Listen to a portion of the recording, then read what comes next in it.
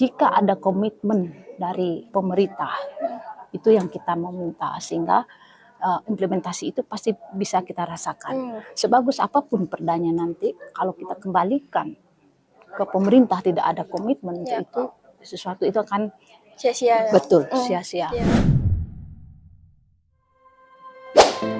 Halo teman-teman Baris Ruti, kembali lagi dengan saya Sari. Nah, kali ini saya bersama dengan Niketut Leni Astiti dari HWDI Bali. Nah, jadi saya akan bertanya sedikit tentang FGD penyusunan draft perubahan Perda Disabilitas Provinsi Bali nomor 9 tahun 2015 ini, Bu. Jadi dalam FGD tadi ada membahas tentang perubahan Perda disabilitas. Kenapa sih ada perubahan itu? Oke, terima kasih. Kenapa kita harus adakan perubahan pada Perda Disabilitas nomor 9 tahun 2015? Karena perda yang ada di daerah ini kan sudah ada daerah dalam artian kabupaten dan kota yang ada di Bali, semua memiliki perda disabilitas dengan tahun-tahun yang berbeda. Nah, karena ini lahir berdasarkan Undang-Undang nomor 8 tahun 2016. Ya. Itu di sisi dari perdanya kota dan kabupaten. Nah, kalau kita lihat perda disabilitas di provinsi itu lahir lebih dahulu dari Undang-Undang nomor 8 tahun 2016. Yang kita harapkan adalah kenapa ini harus dirubah supaya terjadi sinkronisasi dengan perda disabilitas di setiap kabupaten dan kota yang ada di Bali. Dengan demikian, perda yang kita miliki lahir di tahun 2015, perda disabilitas nomor 9 tahun 2015 itu memang kita kemarin kita mintakan atau kita bersurat ke Bapak Gubernur untuk mereview dulu. Karena apa? Karena dari surat kita telah menemukan dalam implementasinya dulu. Dari implementasi kita berbicara bahwa perda ini memang layak untuk direvisi atau adanya perubahan. Karena apa? Ya, perda itu masih sifatnya normatif yang dulu lahir. Karena acuannya adalah Undang-Undang nomor 4 tahun 1997 ya. Nah, jadi itu tidak relevan lagi. Kita maunya dirubah untuk bisa sesuai dengan Undang-Undang nomor 8 2016 tentang penyandang disabilitas. Dari penyandang disabilitas, apa saja jenis disabilitas? Oke. Kalau kita lihat dari Undang-Undang nomor 8 tahun 2016 ada 4 jenis disabilitas. Ada disabilitas fisik, disabilitas intelektual, disabilitas mental, dan sensorik dibagi dua lagi. Ada sensorik tuli, teman dengan atau orang rata-rata lihat adalah teman disabilitas lumpuh, tapi mereka senang dipanggil teman tuli. Dan juga disabilitas sensorik netra atau mungkin disabilitas netra. Kalau mereka dulu mungkin biasa mendengar tunanetra, tapi mereka sekarang mengaplikasikan ya disabilitas netra seperti itu. Oh iya, jadi ada 4 ya Bu ya, ada 4 tadi jenis penyandang disabilitasnya teman-teman. Lalu aspek atau unsur apa yang ingin diubah Bu dalam perda yang bersangkutan tadi? Tadi kita sudah dengarkan yang betul-betul dianggap urgent, betul-betul anggap harus dilakukan, yaitu tadi dari FGD kita membahas tentang pelayanan publik.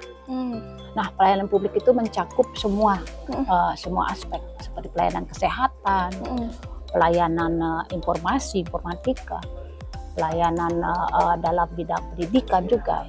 Yang kita soroti adalah bagaimana dalam pelayanan itu adalah aksesibel. Aksesnya itu tidak, ya artinya aksesnya itu tidak hanya akses dalam bidang fisik. Akses itu harus juga fisik dalam artian infrastruktur. Nah, akses yang lain juga yang non fisik yaitu pelayanan, SDM-nya, sumber daya manusianya yang memiliki perspektif tentang disabilitas, paham dengan ragam disabilitas yang tadi saya sebutkan. Oke, kita ambil contoh saja. Seandainya dalam pelayanan publik itu sudah paham menjadi kebutuhan, apa yang menjadi kebutuhan teman-teman disabilitas netra, seperti adanya suara yang artikulasi yang jelas, adanya tulisan braille, setiap pelayanan publik itu mungkin di liftnya ada braille-nya seperti itu, atau mungkin pelayanan publik bagaimana saat teman-teman tuli mengakses pelayanan ada tulisan berjalan. Nah, seperti itu. Dan juga dalam gitu, Bu, ya. Iya.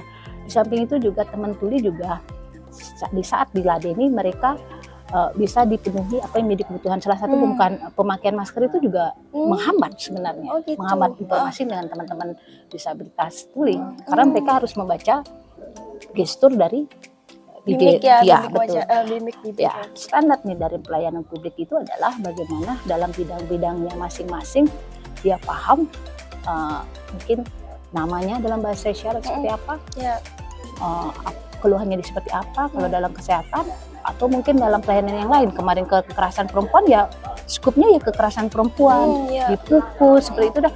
Itu sesuatu yang kecil tapi imbasnya sangat besar. Kenapa kita munculkan ini berdasarkan apa yang kita dapatkan di lapangan. Kemarin ada kasus awas rabies. Nah, bagaimana teman-teman tuli itu dalam mendapatkan vaksin itu dia tidak terhambat dengan komunikasi seperti itu, karena tenaga kesehatan sudah paham, ini teman tuli.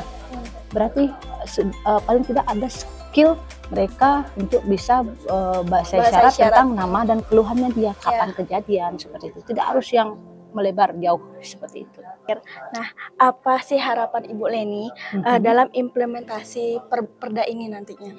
Harapan saya ya, kalau implementasi itu selalu menjadi sesuatu yang diharapkan ya buat teman-teman disabilitas. Itu satu, tetapi jika ada komitmen dari pemerintah, itu yang kita mau minta, sehingga implementasi itu pasti bisa kita rasakan. Sebagus apapun perdanya nanti, kalau kita kembalikan ke pemerintah tidak ada komitmen itu sesuatu itu akan sia-sia. Betul, sia-sia. Implementasinya betul-betul kita rasakan. Untuk mencapai proses implementasi itu memang harus melibatkan disabilitas dulu. Prosesnya melibatkan, artinya paham apa yang menjadi kebutuhan disabilitas dengan melibatkan seperti itu. Libatkan, yang kita sering tekankan sama pemerintah adalah melibatkan bermakna. Nah, di sini akan kelihatan kalau sudah melibatkan disabilitas akan ditemukan otomatis akan ditemukan seperti ini yang harus dilakukan, ada titik terang. Betul. Nah, jadi teman-teman disabilitas merasakan berarti perjuangan saya implementasinya seperti ini, karena banyak sekali yang harus kita tambahkan, kita rubah di situ. Tadi sudah dibahas per pasal oleh teman-teman OBDIS yang ada di Bali. Wah, keren sekali Ibu Leni.